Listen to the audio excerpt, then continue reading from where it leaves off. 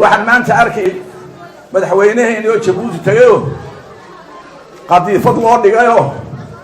ubaxna loo dhiibay annagu waxaan ka jeclaan ubaxa Ismaaciil oo kelmad wanaagsan noo yidhaaha inaan dal ahaan jirnay hada kelmada oo wala weyntan uu tagayeen jirin inuu daysaa wala Soomaali ah inuu roolkiisa ciidaa wardi dalkan dalid ku soo biiray buu ahaa boor fine ka sheegaysan ku muujinay ma 4.5 meel ku jiro ilaa baa isku dhaari maga Ismaaciil waxaan leeyahay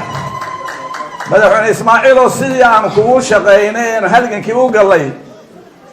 adeer nagu shaqeey baaleen oo jaarnimada eeg gacalnimada eeg taariikhda eeg cadaalad eeg baaleen haddaad Muuse iyo adiga madaxweyne saaxiibtiin waa shakhsiyaadtaas ama wada weyn baa la saaxiiba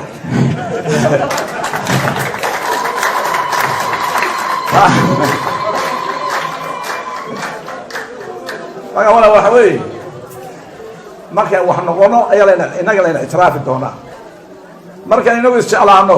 magaalada hagaajino cadaalad keeno markaas aynu gudaheena hagaajino markaas aynu itiraafi doonaa laakiin ummad kale jeeteeda lama itiraafi